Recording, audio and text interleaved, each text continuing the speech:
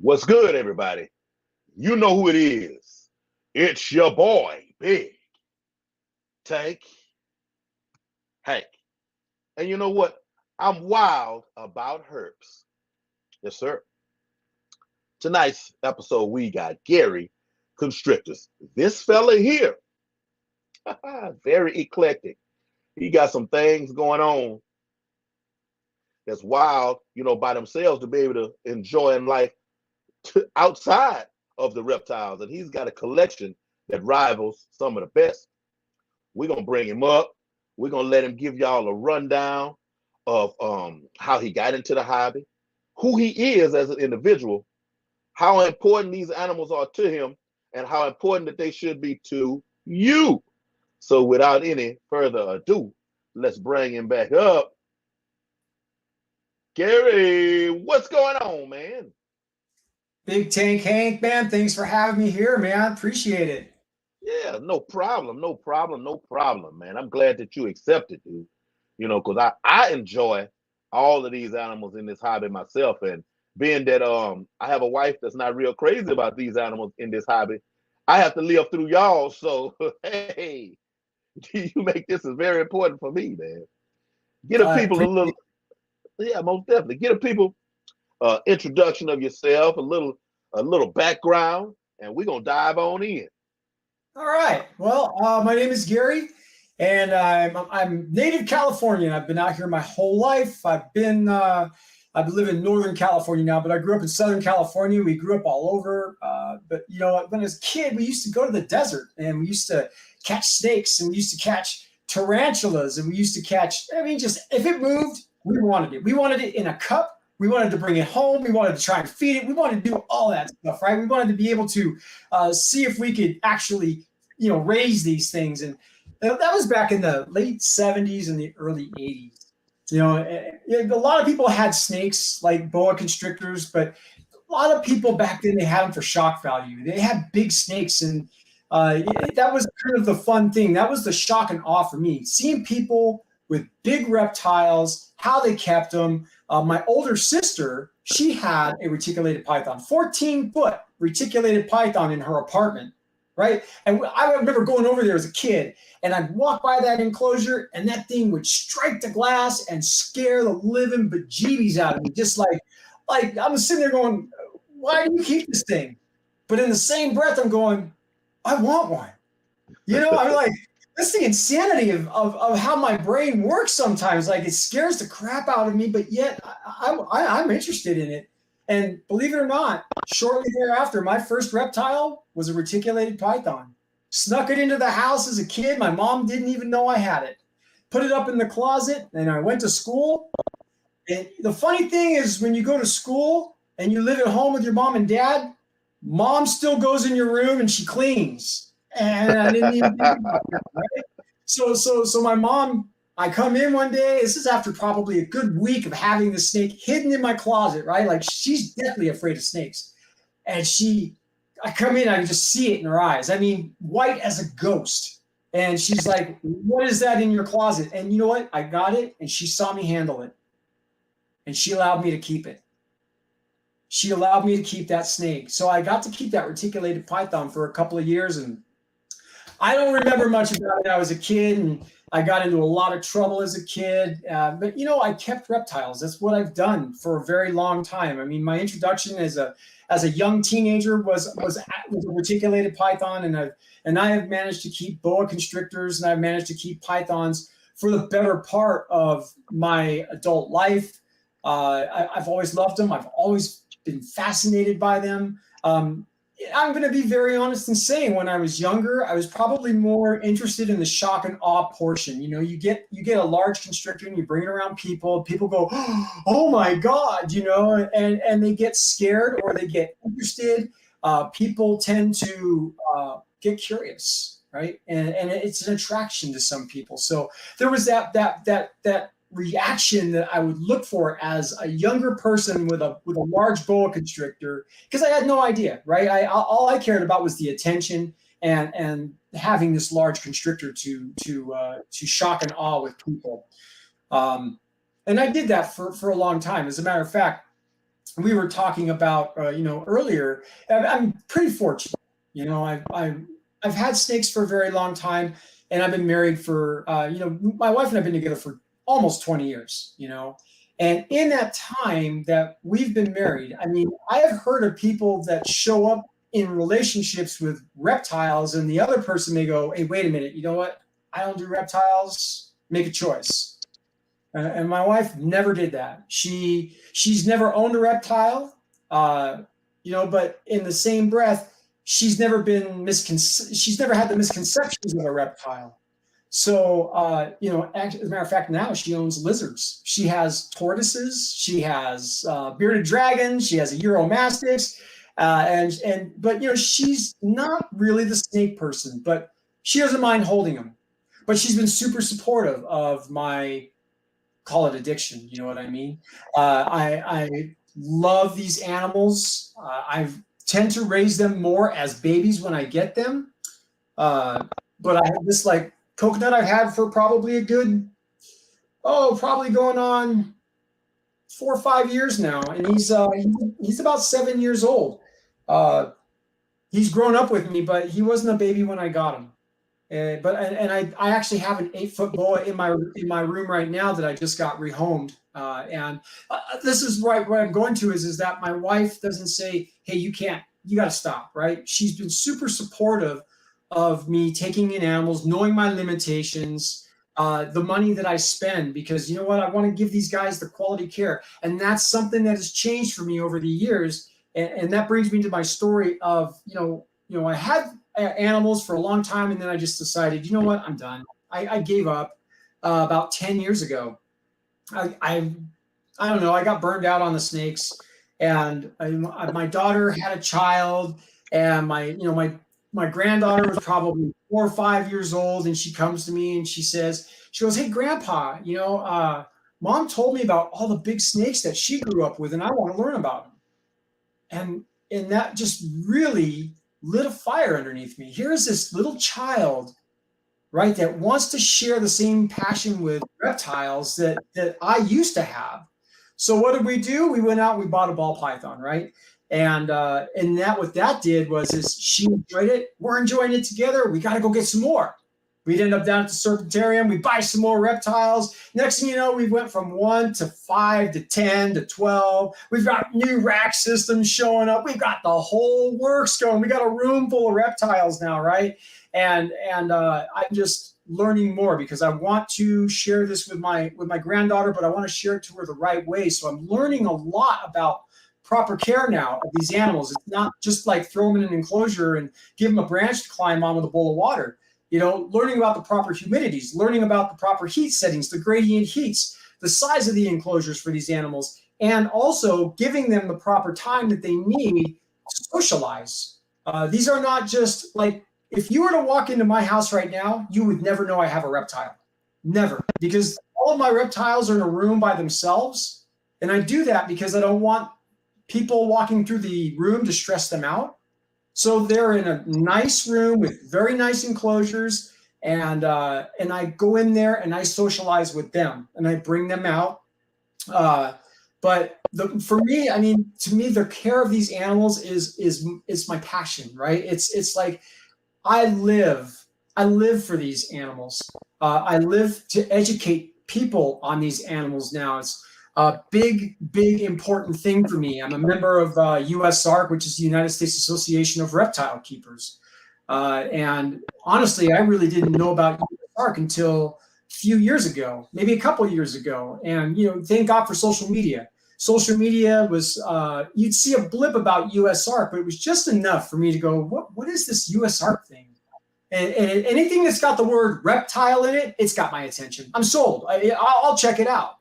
And I found out that the United States Association of Reptile Keepers was an organization that was fighting for my rights to keep these animals. And what they would do is that they would find laws that were being passed in states and make people like me aware of them. Whereas if I didn't have USARK, I wouldn't have any knowledge of it. I would not know that, people are trying to pass laws about these animals. And really what it boils down to is the misconceptions and fears that people have. But regardless, to that, USARK is now informing me of what's happening with reptiles, and you know what? There's something I can do about it. And they make it so simple for me to be a part of USARC. So the welfare of these animals is, like I said, it is the utmost important thing for me. So I do whatever I can for USARC. My wife is a USARC member. I'm a silver member, which it's just an upgraded membership. We have the Lacey Act that's going on right now, and I'm doing everything I can to help educate people on the Lacey Act and how it doesn't just affect our reptiles, but it affects fish, it affects parrots, it affects any exotic animal other than a cat, dog, or a barn animal. So what I've been doing right now with a lot of my time is I create videos for USARC, and it's not endorsed by USARC. USARC doesn't give me pats on the back and say, hey, thanks for all the good work. But what it does is it fills me. It gives me that good feeling that maybe we're doing something for somebody else. Somebody like me, like I was a couple of years ago, who heard of USARC but really didn't know what USARC was. But now we're putting videos out and we're kind of giving explanations of how you can help USARC. What does USARC do for you? What does it mean to be a responsible reptile keeper? How can you help? All these little nuggets that we're feeding to people, and we're just kind of hoping if we can reach one person, two persons, and it would be an amazing thing because it'll spread like wildfire eventually. For me, what it boils down to is that there's 9 million homes in America with a reptile in it, and most of those homes have 2 reptiles. So USARC does not have 9 million members. So the goal is to just keep working, get it out there, let people know about USARC, and eventually, hopefully, the misconception of these animals will slowly fade, and people may not be as afraid of them as we are. Reptile keepers, we are in the corner of the reptile of the pet world, I should say, right? Like you got cat dogs, you got cat owners, you got dog owners, you got all these other types of there you go. Oh, there, good. There we go. Okay, you good. But you've got all these different types of animal owners, and then you've got the reptile owners. And the reptile owners, we've got this cloud over us because people are afraid of the animals that we have. So it's one of the things that I strive for is to educate and show people that, these animals are just as gentle, just as loving, and just as fulfilling as a domesticated house cat. You know what I mean?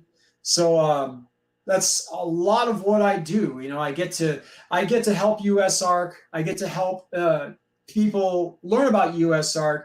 And I'll share a little tidbit. We're doing a video right now. And I was very fortunate enough to have Garrett Hartle from Reach Out Reptiles send me a video to include in the video that we're doing. And if anybody knows, Garrett is he is a staple in the reptile industry. Reach Out Reptiles to me, they are the pinnacle of responsible reptile keeping, because when we talk about reptile keeping and responsible reptile keeping, I think a lot of people venture to what we do in our own homes with our animals, how do we keep them, that kind of thing. But when we think about people who are taking species of animals and breeding them to keep the genes alive and in existence for someone like me to have, that I think is where responsible reptile keeping starts. And Reach Out Reptiles has been the staple of the super dwarf world. I have quite a few super dwarf retics. So, I kind of look past the individual and home style of responsible reptile keeping. It's really the breeders that allow us to have these animals in our home. That's where it starts, right? That's where it starts. But I'm passionate. I'm super passionate about my animals. I love them. I would do anything for my snakes. I really would. They give me so much fulfillment and just so much love. That's where I'm at with my animals. Man, that's really cool, and I'm glad that I picked you. I had no idea that you had all of this knowledge, this side of the hobby and the passion that you have, and for this to be at the beginning of me starting this set of streams, people will be able to if they're gonna go down the playlist, they'll be able to hear you amongst the first. You know what I'm saying? In order to beat that home, man, about the USARC and the importance of staying current on the laws and regulations that they're trying to slide in underneath, the doorway on us. Man, that's commendable quite a bit, man. Salute. Thank you. I'm very, very passionate about my animals, and the Lacey Act. We're working on it. I think the Lacey Act was kind of like, you get this little kid, right, that's shopping in the supermarket with the parents, and they throw a candy bar in the middle of the basket, and then they pile all the other goodies on top, right? They don't see that candy bar in there until they get to the checkout. That's kind of what they did with the Lacey Act. They made all these amendments to the Lacey Act and threw it right in the middle of this 3,000-page document. And I think, if you're any typical human being reading 3,000 pages, by the time you get to the Lacey Act, you're like, whatever, just pay for it. You can have it now, that doesn't benefit us. That doesn't benefit, any exotic animal keeper, right? Not just us. It affects a lot of people. So I make it a point to let people know, even, going to Petco, things like that. And I'll bring flyers into Petco and pet stores and just see, can we put these here? Let people know about USARC. Let them know that we need your support. Good deal. So what, individually, what are all of the reptiles that you have? So personally myself, I own 4 super dwarf retics. Actually, I own 5 because I got that kind of a personality. I've got a very, very good, we'll call it a connection, right? This is one of the things I love about this hobby is that we make connections. We meet people, we buy our animals from them. And I bought in quite a few animals from quite a few different people, but we get that one person where we buy an animal from, and it becomes more than just a purchase. It becomes a relationship. It becomes communication. It becomes, this guy breeds animals, but he owns snakes just like I do. So we send text messages back and forth, and a lot of good feeling kind of stuff, right? So when I go and want another animal and he's got it, I go to him first because he gave me a very quality animal. And so I've done that now with Chris McVicker from New Shed Serpents. I've bought 3 super dwarf reticulated pythons from him. And it's not just because he's got quality animals, because he's a quality person. So this is the relationships that I get to build, through buying animals. And I'm on social media with Chris, and I'll see him post something on his Instagram page, and I'm like, ooh, what is that? And he says, oh, that's a female super dwarf, 75% Kalatoa, blah, blah, blah. And I'm like, I need to have that, so, and he feeds me the information on it. And then because I've already purchased from Chris, because I know Chris is a really good guy, I know I'm going to get a quality animal. So why not stick with him and what he has? So these are the relationships that I get to get. So anyways, my 5th super dwarf retic is a 68% Kalatoa, which is a small island off of the Indonesian islands. It's a dwarf locality, super dwarf reticulated python. They'll probably get about 12 feet long total, which is very manageable, right? Like, I do not want to own a 20-foot reticulated python. So I have the best of both worlds. I have this wonderful reticulated python that won't get over 12 feet long, or shouldn't get over 12 feet long. It'll all be in the genes. So I've got 5 super dwarf retics. I've got 2 true red-tailed boas. We talk about red-tailed boas. This is not a red-tailed boa. Just to let everybody know, this is a boa imperator. He's a morph, but he's not a red-tailed boa. He is a boa imperator. But I do have a Suriname boa constrictor, which is a true red-tailed boa, and I also have a Guyana red-tailed boa constrictor, which is a true red-tailed boa. And those guys are just amazing. They've got beautiful tails on them. They're all over my Instagram page if you want to check that out. That's Gary's Constrictors. I also have a hypo jungle boa constrictor that is she's 3 years old now. I got her when she was like probably 8 inches long, and she's almost as big as Coconut is. It's just been a joy to watch this animal grow up from a baby, right? And so the BCCs, I have a Hog Island boa constrictor, Matilda. All of these animals, I've had them since they were babies, so I'm growing them up. It's been just a beautiful, beautiful journey to watch them grow up from these little boa constrictors to now they're like subadults, and they've got great personalities. They know who I am. I really don't care what anybody says about that. I believe that my snakes know who I am. But I've got 4 locality boa constrictors, which is my Guyana, my Suriname. I have my Hog Island boa constrictor. I have an Argentine boa constrictor, and then I have my Call albino. I have a Dumero's boa constrictor, which is from Madagascar. Not originally from Madagascar, born in the United States, but it's a great snake. And then, of course, I've got all of my super dwarf retics. We've got a Euromastix. We've got a bearded dragon. We've got a gecko. We've got 2 African sulcata tortoises. We've got a redfoot tortoise. We've got a Russian tortoise. And I think that might be all the reptiles we have. We've got 5 acres here. So we've also got horses. We've got goats. We've got 2 800-pound Hampshire pigs out here. We've got a farm. We've got a zoo here. I've actually had people show up on my property because of my pig, and they saw the pigs, and I'm like, "Who are you guys?" And they're like, "Oh, we just saw the pigs. We want to check them out." You know, so it's kind of, you know, we live off the beaten path, so it's kind of an interesting thing when you've got somebody you don't know at your property checking your pigs out. Right. But that's my wife's thing. She loves animals, and she does not get in the way. She doesn't tell me I can't do this. And when she wants a horse or she wants a pig or she wants something, she can have it. You know, that's her passion. She loves animals. I often say that I think my wife was like God's gift to animals, right? Because she's so loving and she's so understanding. And sometimes it's out here raining, right? And we'll be sitting here and she'd be like, you know, I wish I could buy a raincoat for every animal out there in the rain right now. I'm like, honey, they're supposed to be out there. That's what they live for. She goes, no, I wish they had raincoats, you know, but that's her heart, right? That's her heart speaking.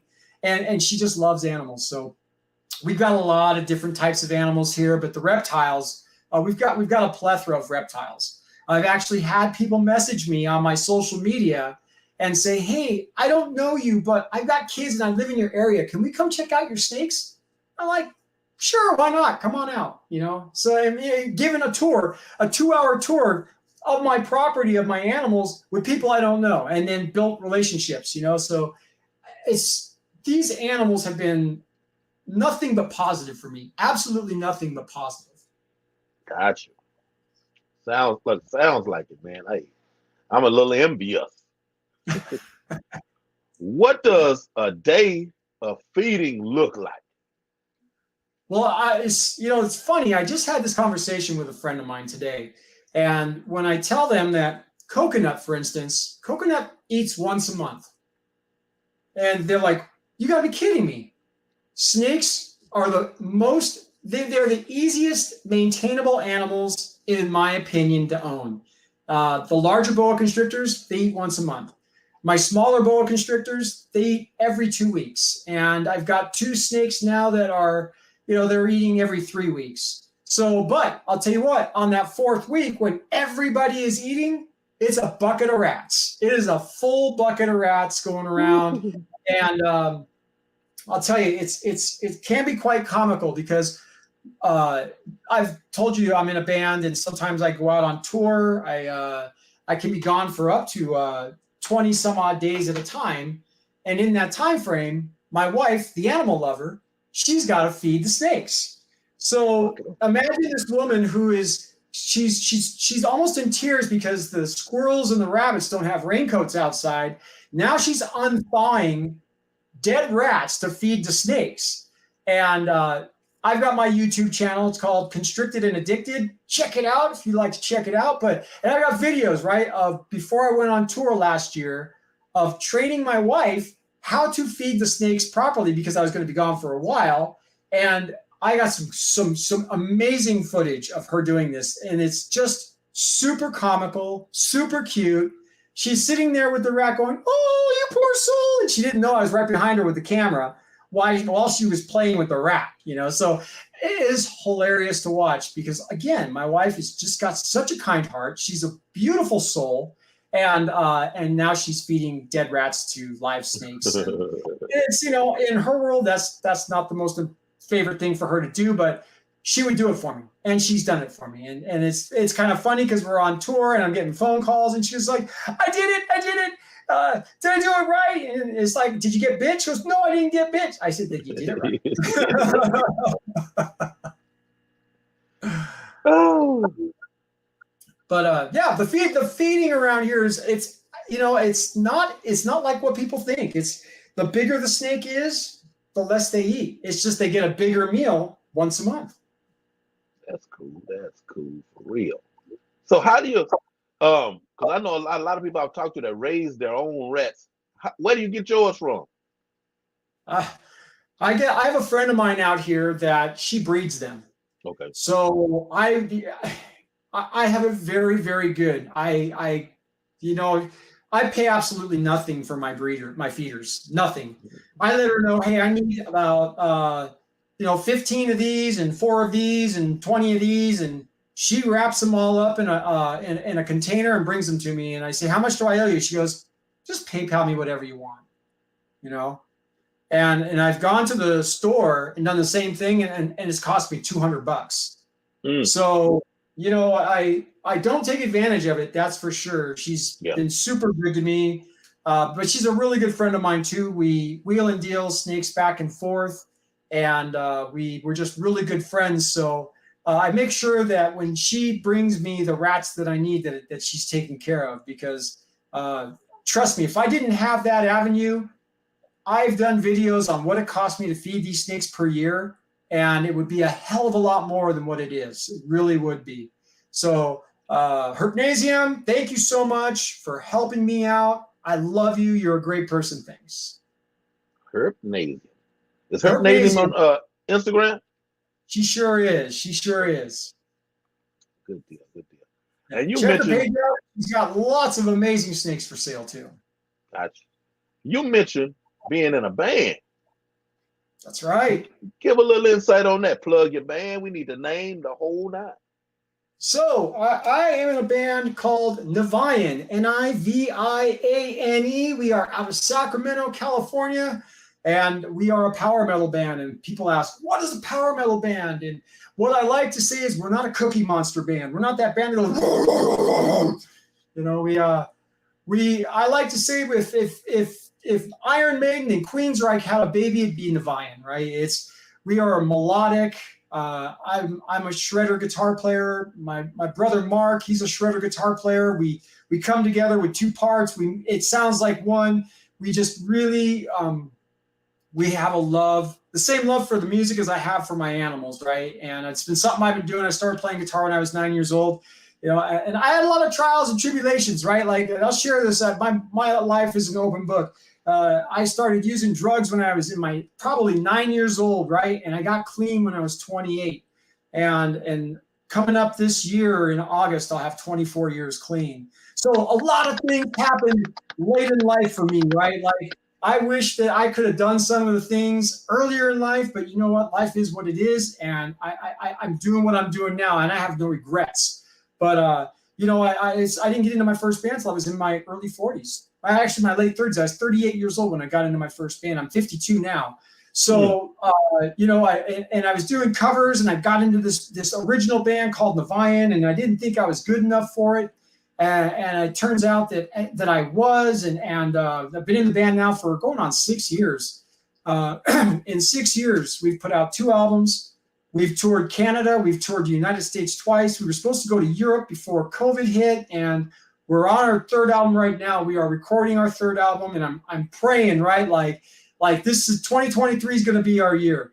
we're not a big band, right? We're not like Iron Maiden. We went out on tour with Soulfly, right? So we've been out on tour with big bands. We've opened for Amon Amarth. We've opened for Testament. We've even opened for Warrant, for those of you who know Warrant, right? So Military Morphs. Awesome. Anyways, so we've done a lot, but we're like in Sacramento. If you come to Northern California, people have heard of us. You take us out of California, nobody knows who we are. We're just another band on tour. So if that's what I got from this whole adventure, I'd be perfectly okay with it. Because I'm doing what I love to do. How many people can say that they've toured 24,000 miles since 2018, been to almost every state in the United States, traveled from Canada all the way over to Edmonton, come back down. I've got stories to tell about going into the Canadian border because of my criminal history, and then to the point of not wanting to let me in, right?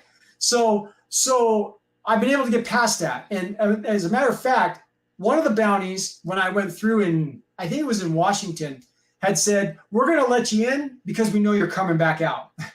All right, that's cool. I can live with that, right? So anyways, I love my music. I love my band. It's one of the most important things in my life.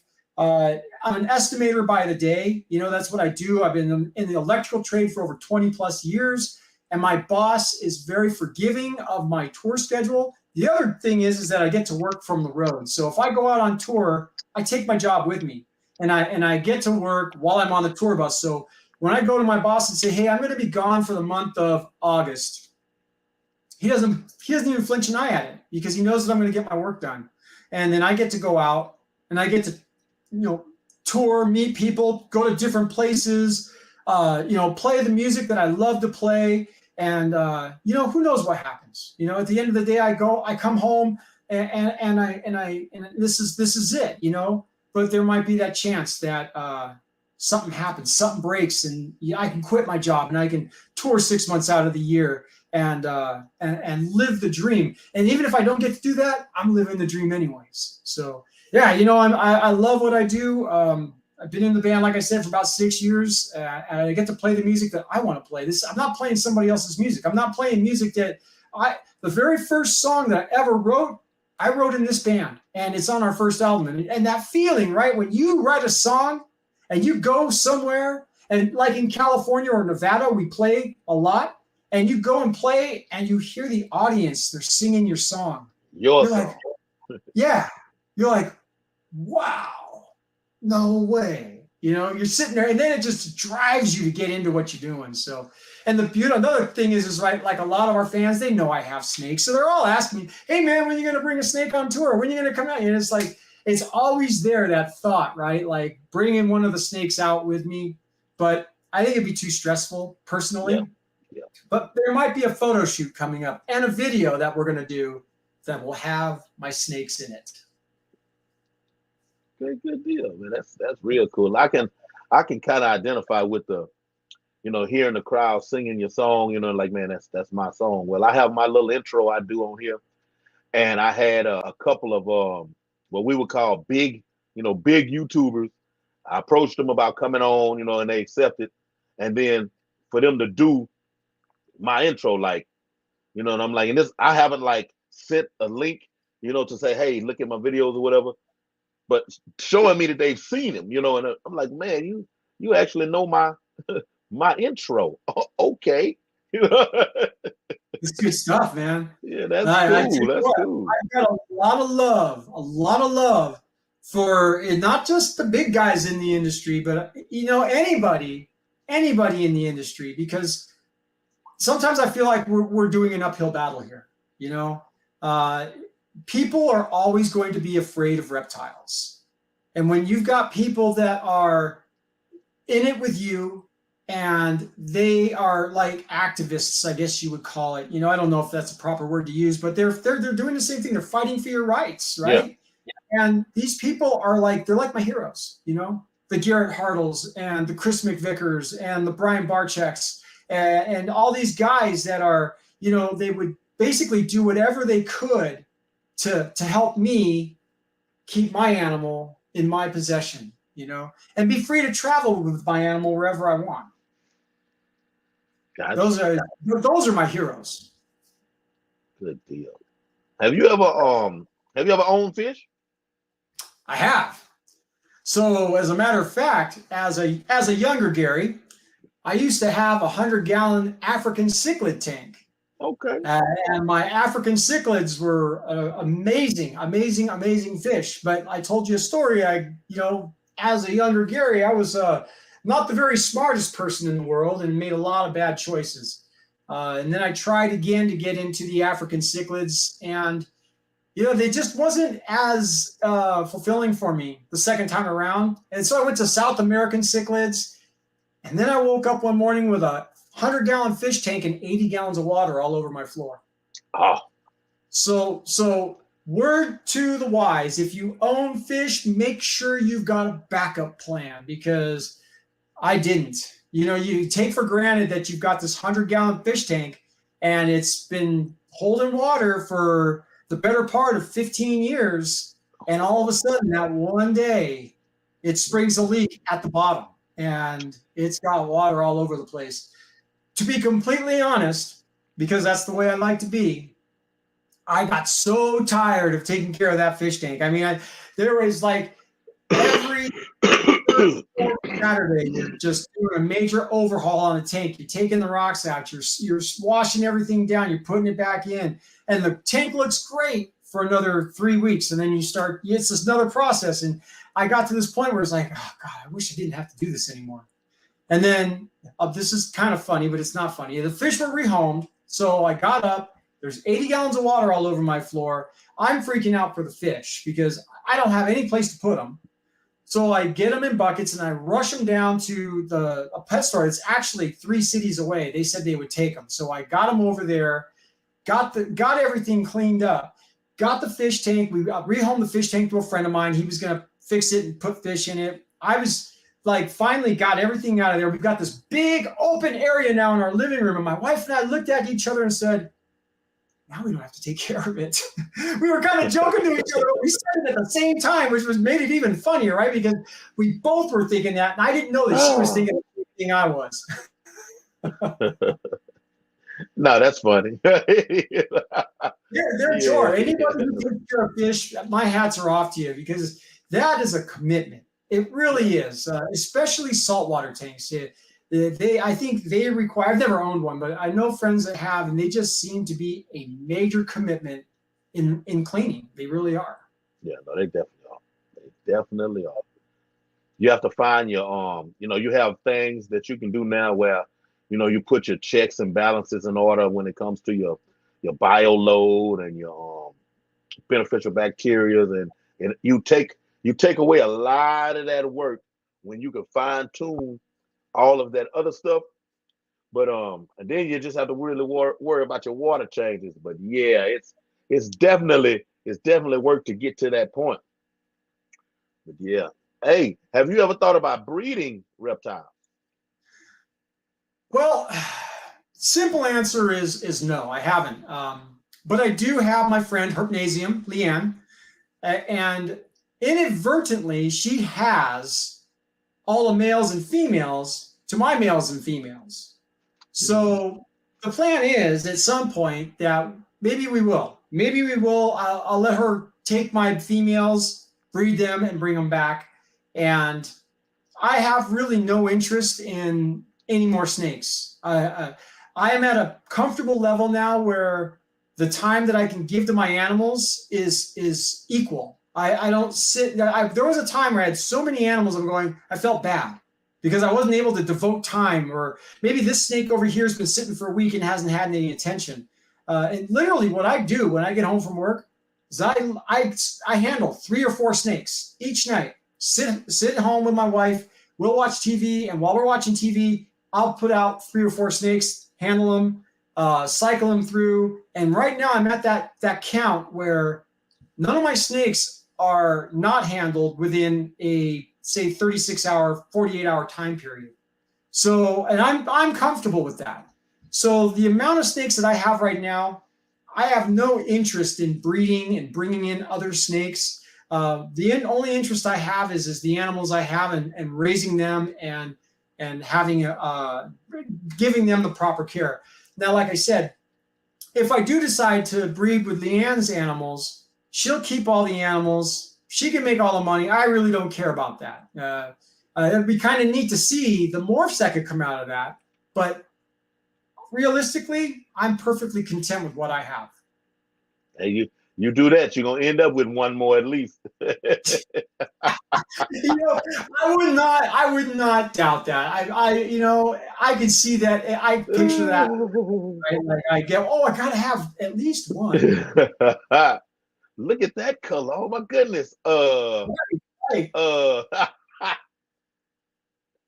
Did you have a process in choosing the animals that you have?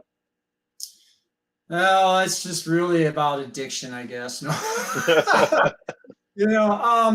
It's I've as we get older, as I get older, and I interact more with my snakes, there is kind of like this, not a process so much, but like I'm favoring the super dwarf reticulated python. Reticulated pythons now, for me, they just seem more personable. Now, I've had Coconut out for going on a couple of hours now, and it'd be very hard for me to argue that Coconut is not a personable animal. You can see him, he's just kind of laying on me. He's just very, very relaxed and nothing's bothering him. So to me, that's a personable animal. But for me, it's like the reticulated python. When I walk into my reptile room, I have one of my super dwarfs that will come to the glass, not because she thinks that she's getting fed, but she's just making it known that she wants me to get her out. And, the boas really don't do that so much. The boas are more of you can come get me. I'm sociable, but, I'm not going to look for it. My retics, on the other hand, they almost look for that socialization. So the funny thing is when you get them out, it's very difficult to get them back in. I mean, it's like almost fighting with them to get them back in. They know that you're going in the reptile room, and the next thing you know, they go straight for my neck and they wrap, because it's very difficult for me to get them off my neck. So once I get them off my neck, and then I try to get them into their enclosure, they're trying to dart back towards me. And I simply equate that as, wow, they want to hang out with me. Yeah, they don't want to go back in there. Yeah, so the boa constrictors, on the other hand, I'll put them in there. They don't care. They just go back to what they're doing. So I'm really favoring the reticulated python, and I'm really favoring the super dwarf reticulated python, because, like I said, here we are with this animal 20 plus years ago that nobody ever imagined. Nobody ever imagined owning a reticulated python that wouldn't get 20 feet long. And reticulated pythons are amazing, amazing animals. But there's a few select people that are ready to really handle a 20-foot snake when they're full grown, right? And I'll be the first person to honestly admit I want nothing to do with a 20-foot snake. I mean, I look at myself when I'm 70 years old. What the hell am I going to do with a 20-foot snake, right? But a 10-foot snake, a 12-foot snake, that's a little bit more manageable. Here's another thing, is that the reticulated pythons, we all see these massive 300-pound, 21, 22-foot reticulated pythons that people are just power feeding, right? I have an 8-foot snake that weighs less than this snake right here. And it's because I don't overfeed her. She's 8 feet long and she's big, but she's very manageable.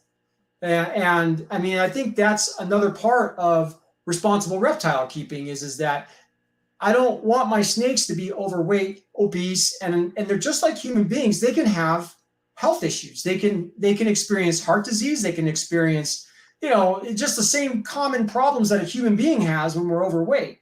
So as the keeper, it's my responsibility to make sure that I'm not overfeeding the snake, that I'm taking care of it properly. So that's the fun thing about the reticulated python and the super dwarf is that you feed them much less. They don't grow as fast, and they don't get as girthy as a mainland reticulated python. So they're so much more manageable. I mean, you can have a 10-foot snake that's, I mean, you don't need two people to handle it. So that's one of the reasons I'm really drawn towards that super dwarf retic. They're just their size, they're manageable, they're very, very personable, and it's not just me. I see people on social media that they buy a super dwarf reticulated python from, say, Reach Out Reptiles or Underbelly Exotics, right? And now they're interacting with them the same way that I see myself interacting with my super dwarf retics. And I know it's not me. I know it's the animal. The animals are pretty much the same. They're very personable, they're very interactive, and they're just inquisitive as all get, right? So that to me is I love. Matter of fact, if I could, I would have had one of the super dwarfs out, but it'd have been all over the place. It'd have been trying to get like as far as it could, trying to hold on. That's just their personality. They love to go. They're very active animals. So, and now Coconut's trying to wrap himself around the back of my chair. So, but yeah, that's my choosing. You know, I if I see something that's got a high percentage of a super dwarf gene, that's going to grab my attention. Gotcha. Your thoughts on blood pythons? Because I've heard things about them, and I want to know what you think. Well, blood pythons, I've never owned one, so I know people that have them, and I've heard things about them, but I've seen people own the people that do own them, and I've never seen the myth, right? Like the misconception, quote unquote, that they're bitey and that they're mean, and that's what I've heard. They're not very tameable. But then I see people that own them and they're handling them. They're handling them like I handle my boa constrictors. So I think really it boils down to the keeper. I think that any animal can be socialized if you give it time. Any animal. I had one of my super dwarf retics when I got it was striking at everything. It tried to bite me, it tried to bite my wife. It did bite me on the thumb. And I worked with this snake every day for 15 minutes it took about 4 weeks, 3 weeks, 4 weeks. And I was suited up in a leather denim jacket, big gloves, holding this snake, right? Because I didn't want to get bit. And every time I'd have it out, I wanted to put her back and just make sure that we had a positive experience. 15 minutes, that's all I was asking for, 15 minutes. Every day I'd go and I'd hold her for 15 minutes and put her back. And next thing you know, I got to take the jacket off and she wasn't trying to bite me. Next thing you know, I took the gloves off. I got her out. She wasn't trying to bite me. Next thing you know, she's crawling up on my shoulders. She's crawling on my face. She's going around my head. She's tingling up in my hair. She's not trying to bite me. Now she's one of those animals that comes to the glass and is like, hey, Dad, come get me out. I want out of here. You're in the room. Come get me. This is an animal that wanted to kill me when I first got it. And she's my best friend. So I am a firm believer that everything is within the keeper. And I mean, maybe there are those animals that aren't tameable. Maybe they're just built that way. But my experience is that if you work with the animal and you work with it enough, eventually you can tame it down. You can socialize it. Gotcha. Okay. Now, I got a question that's just off the beaten path. Your favorite guilty snack pleasure? Oh, boy. Cookies and cream ice cream, man. So here's a little story, and it's kind of leads to that is that I used to weigh 264 pounds. I was a big guy, right? Like I ate everything in sight. I go to the fast food restaurant. I go to the all-you-can-eat buffets. I take my family to the all-you-can-eat buffets. And if it was like $70 for all of us to eat, I had to eat $70 worth of food to make sure that we got our money's worth, right? And every time you could roll me out of that place, right? And people were picking on me, man. They were saying things like, I don't know if you know what it's like when I was a kid, right? And they were playing soccer, right? And they were picking all the kids for the soccer team, but I was always one of the last two left behind, right? Like, and then the me and the other kid are looking at each other, who they're going to pick? They're going to pick you or they're going to pick me, right? We were never picked first, right? So here I am now, I'm an adult, I weigh all this weight, and I got people picking on me, right? Like, hey man, when do you do? How far along are you? And I'm feeling like that kid on the soccer field again, right? Like, I'm laughing along because I don't want nobody to know that they're hurting my feelings. I want to laugh along with everybody, right? Well, what happened was I ended up going to work in another place, and I ended up going down with an engineer who was a cyclist. And he like put this little bug in my ear. He says, hey man, if you go down to that gym down there and tell him you're from out of town, it's $15 a day. And I was like, what are you trying to tell me? I'm fat or something? So the next day I found myself at 4:30 in the morning sneaking down to that gym. And I found out that if I paid for the whole week in advance, it was $15 a week. So I paid for the whole week in advance, and I treated that gym just like I treated the fast food and the all-you-can-eat buffets. I was there. I was there when I wasn't working. We would go to work. We were paid per diem. These guys ordering these big old steak cheeseburgers and French fries, and I had a chicken salad in front of me. And I wanted the French fries, and I wanted the big cheese, whatever good looking thing that they were eating, right? And I was disciplining, and I wanted to lose weight more than I wanted to eat that food. And within a year, I went from 264 to 169, and that was in 2012. And since 2012 to now, I've maintained my weight between 175 180. And I've really been strict about what I eat. So when it comes to the guilty pleasure, man, and my wife knows this. She'll go, guess what I got you? I'm like, what? She goes, cookies and cream. I'm like, oh God, all right. So yeah, cookies and cream ice cream, man. You want to make a friend? Cookies and cream ice cream is all it takes. Yeah, I think that's my favorite flavor also. In our reality. Yeah, I used to be that gym guy. I mean, I was never little. I was big on purpose. I mean, I was big. Yeah, I was big on purpose. I've been up to 330 pounds I'm 50 now. When I was oh man, from 30 to maybe 33, yeah, I was like 330 pounds. Got down, did intermittent fasting, got down to about 230. And see, 230 for me was like, people question, like, man, are you okay? Are you, Exactly. Yeah, right? I couldn't. If I was smaller than that, that would have been a problem. So that was little for me. But I bounced back up, or I hover between 240 and 250 now. And I'm thinking about getting myself back to about 230. That'll be a good weight for a 50-year-old man with my structure. I still hold quite a bit of muscle, which is a good thing. But yeah, man, that cookies and cream is a wonderful thing. Now, we're at 52 minutes, so we're going to have to take the plane on in. But is there anything that you want to round this off with? If there's anything I would like to round off, and I've talked a lot about it, it's support USARC. USARC is our voice. And it's really, if we take a look at the Lacey Act and the things that are happening with the Lacey Act, again, it doesn't just affect reptiles. And we are the United States Association of Reptile Keepers.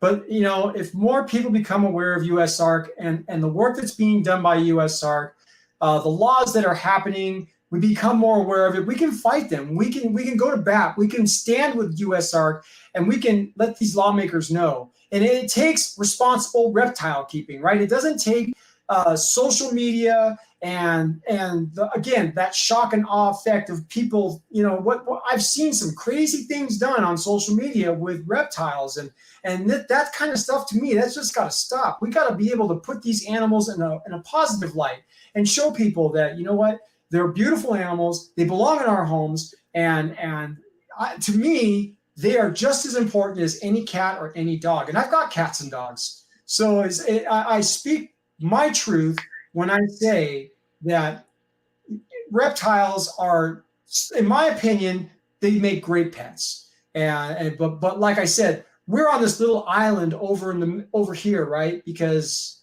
people have misconceptions and fears about reptiles, and we're always going to be on that island. But we can make that island bigger the more that we grow, and the more that we let people know about USARK, and the more that we put these animals in a positive light, and just show people, you know what? They're beautiful, they're wonderful, they're powerful, and they're graceful. And just walk through your fears, walk through those misconceptions, and support USARK. Most definitely. Hey, you're gonna make me put USARK somewhere in the title of this, attach it to you, because this video has become, I'm telling you, at this point, this has become a testimonial. And yeah, I think I'm gonna tag it somewhere in there so people will know, hey, check it out. Even if you're somewhere looking at something else, and listen to this gentleman talk about and show his passion in regards to preserving the reptile side of this hobby as well as all exotic animals. Now, y'all, anybody that's checking out this video, I thank you for sitting down and spending this time with us. You know that there's also a podcast that I have, as you see on the ticker down there below. For anybody interested in being on my fish stream or my reptile stream, my email is also down there. For anybody checking out the replays later on, thank you for coming through and showing a little time. This has been Big Tank Hank and Gary's Constrictors. And we love y'all. Take care of those animals. Tell somebody you love them. And we out.